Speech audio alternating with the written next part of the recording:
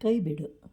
ಜೀವನದಲ್ಲಿ ಆನಂದವಾಗಿರಬೇಕಾದರೆ ಕೆಲವನ್ನು ಬಿಟ್ಬಿಡಬೇಕು. ಇಲ್ಲವಾದರೆ ಅದು ಹೆಮ್ಮರವಾಗಿ ಬೆಳೆಯುತ್ತೆ, ಆನಂದವನ್ನು ನಾಶಗೊಳಿಸುತ್ತೆ. ಉದಾಹರಣೆಗೆ, ಒಂದು ಸಭೆಯಲ್ಲಿ ಅಧ್ಯಕ್ಷ ಸ್ಥಾನವನ್ನು ಗಳಿಸಿರ್ತಾನೆ. ಆಗ ಕುಳಿತಿರುವ ಕುರ್ಚಿಯು ಅಧ್ಯಕ್ಷ ಸ್ಥಾನವನ್ನು ಸೂಚಿಸುತ್ತದೆ. ಅವನು ಅಧ್ಯಕ್ಷನು, ಆದರೆ ಅವನು ಕೆಲವು ಕಾಲ ಮಾತ್ರ ಅಧ್ಯಕ್ಷನು. ಸ್ವಲ್ಪ ಕಾಲದ ನಂತರ ಬೇರೆಯವರು ಬರ್ತಾರೆ. ಆದರೆ ಅದರ ಮೇಲೆ ಕುಳಿತಿರುವಷ್ಟು ಕಾಲ ಅವನಿಗೆ ಅಭಿಮಾನವಿರುತ್ತದೆ. ಅದನ್ನು ಬಿಡಬೇಕು. ಇಲ್ಲವಾದರೆ ನಮ್ಮ ಅಂತರಂಗವನ್ನು ಕಲುಷಿತಗೊಳಿಸುತ್ತೆ.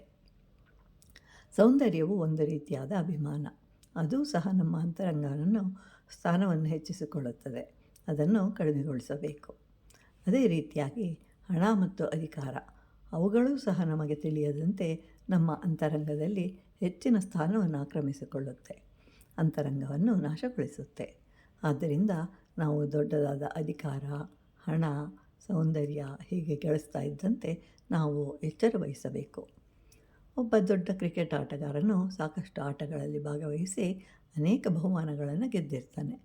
ಆದರೆ ಅವೆಲ್ಲವೂ ಸ್ವಲ್ಪ ಕಾಲ ಅದನ್ನು ಗುರುತಿಸುತ್ತದೆ. ಕೆಲವು ವರ್ಷಗಳು ಕಳೆದರೆ ಸಮಾಜ ಅವನನ್ನು ಮರೆಯುತ್ತೆ. ಇದನ್ನು ತಿಳಿಯದ ಆ ವ್ಯಕ್ತಿಯು ಆಗ ಹೇಳ್ತಾನೆ, ನನಗೆ ಇವೆಲ್ಲ ಮೊದಲೇ ತಿಳಿಯಲಿಲ್ಲ. ತಿಳಿದಿದ್ದರೆ ನಾನು ಮಹಾತ್ಮ ಗಾಂಧಿ ಆಗ್ತಾ ಇದ್ದೆ.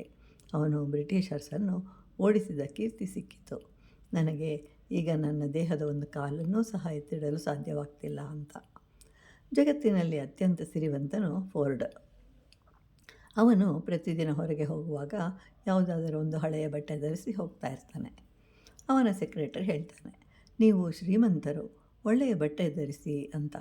ಆಗ ಫೋರ್ಡ್ ಹೇಳ್ತಾರೆ, ನಾನು ಶ್ರೀಮಂತ ಎಂದು ಇಡೀ ಅಮೆರಿಕಾ ದೇಶಕ್ಕೆ ತಿಳಿದಿದೆ.